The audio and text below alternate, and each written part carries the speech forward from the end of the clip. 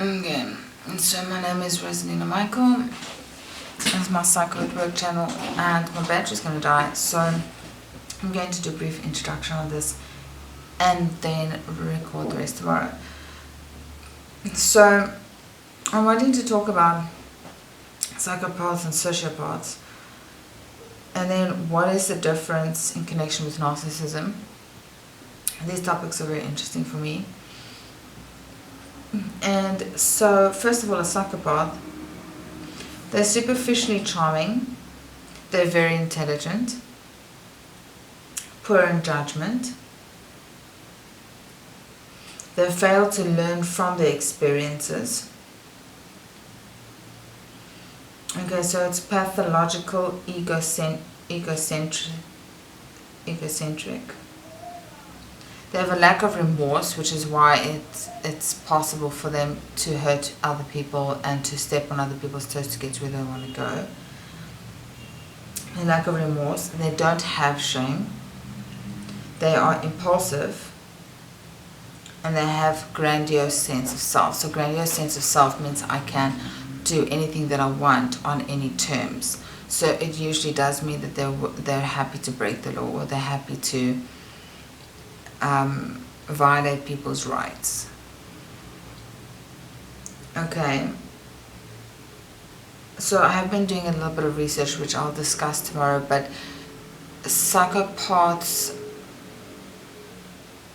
do lack emotional intelligence, where sociopaths are better with it. So neither of them are very empathic, but sociopaths tend to have the ability to learn what emotions will look like and what would seem like you are emotionally intelligent, and then mimic or imitate what they see.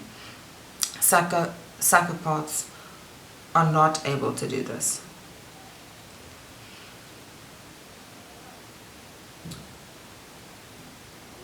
So it says here the psychopath doesn't have a conscience, so there's no moral conflict, whereas sociopaths have weak conscience, little to no moral conflict.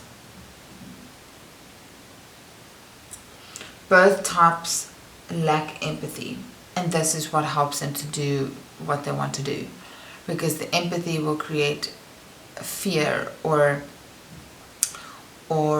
feeling bad for hurting somebody else, or almost being self-aware that you could hurt somebody else and you can't really live with that, or you feel uncomfortable with hurting somebody else, even if they're your boss or a co-worker, where you don't actually have a friendship with or related to, like your family. They lack that empathy, and they lack emotion, and I'm not too sure if they're even aware of this, the self-awareness, because you need to be self-aware to know that you don't have empathy.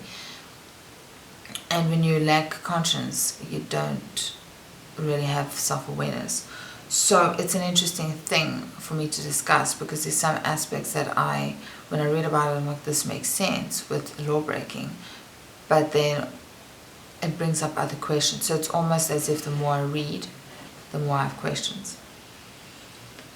Sociopaths tend to blame others and have excuses for their behavior. Both of them lack empathy, which is probably why they're able to blame other people for anything that goes wrong. And so even if it's something that they've done wrong, and the reason why they get fired, or the reason why they whatever, they will find a way to blame other people rather than take responsibility. So the meaning of empathy, if you're not sure, is the ability to stand in someone else's shoes. So when they say stand, they don't mean literal. The ability to think, okay, if I do this, that can hurt a person. If I do this, this can hurt me and the person. They don't know how to do that. With sociopaths, what I did read is that they're able to study people who have emotional intelligence, like codependents or empaths, or just somebody emotionally healthy, and they're able to imitate and mimic, but like the emotion that they see in people in different situations. But their ability to actually empathize like that is non-existent. Alright, so my question was, what is the difference between a psycho and a socio? Does the person have a conscience? And the way that this article described having a conscience is the little voice that's in your spirit or in your heart that tells you that you're doing something wrong. So what they're saying is that psychopaths and sociopaths do not have this. I do think this might be connected to empathy, because empathy is related to emotions, which for me is connected to conscience.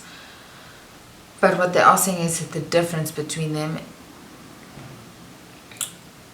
is the conscience. And so what they're saying is that the psychopath hasn't and the sociopath has.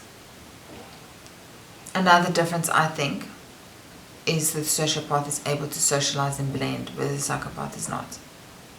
They'll be socially awkward.